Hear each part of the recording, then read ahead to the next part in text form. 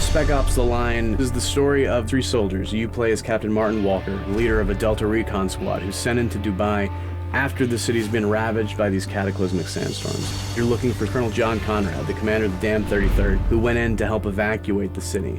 As they were evacuating, this massive sandstorm hit and everyone in the city was believed dead. 6 months later, a mysterious kind of broken radio signal is picked up coming out of Dubai, and so you're sent in to see if there are any survivors left. Conrad's still alive. I think he is. I know he'd agree with me. Tracks end here. Guess this is the nest. Walker is a bit of a mystery. This is a commander, a professional soldier. He has to keep this little bit of emotional distance from Lieutenant Adams and Sergeant Lugo, your squad mates, because he has to sometimes give them orders where they are going to possibly go to their death. Gotta be smart about this. Okay, who's right there and I got a clean shot? You'll be fine now, the civilians are dead. Does that mean nothing to you? Lieutenant Adams is Walker's second in command. He is also the demolition expert and the heavy gunner for your squad. Sergeant Lugo, on the other hand, is a rookie. This is his first mission as a Delta operator. The relationship between him and Walker and him and Adams is going to be very different and evolve differently throughout the game. Christ, these soldiers were massacred. Nah, look how they're lined up.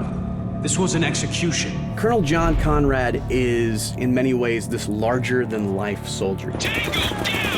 This is a man who is both a brilliant strategist, but also the best example of a soldier that he can possibly be. Cover me! I'm reloading! The characters in Spec Ops are not static. These are not going to be the same people that you meet at the beginning of the game by the time you reach the end of the game. Begin.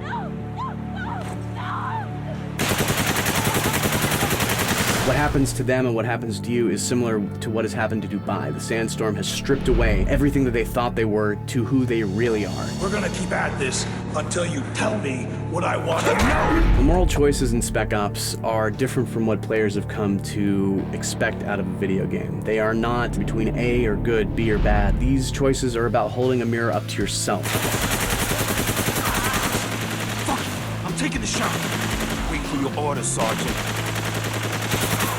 We chose to set Spec Ops in Dubai for two reasons. One, this is not meant to be a game about global conflicts. You are not fighting other nations, you are not fighting terrorists with a nuke.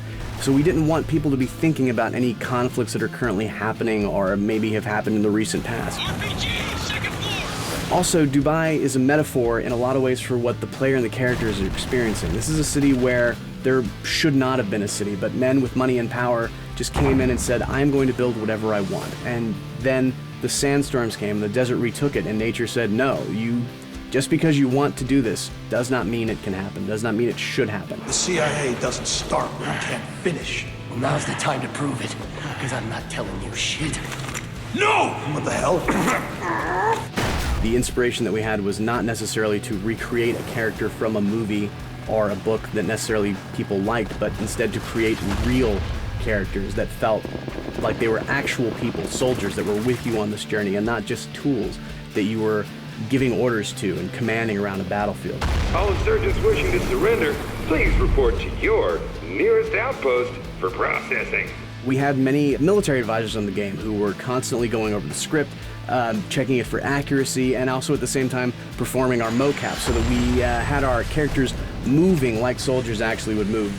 Spec Ops is a game about who we are as gamers, and that's where the title of the game comes in. Spec Ops The Line. That line between expectation and reality. Who these soldiers think they are and who they actually are.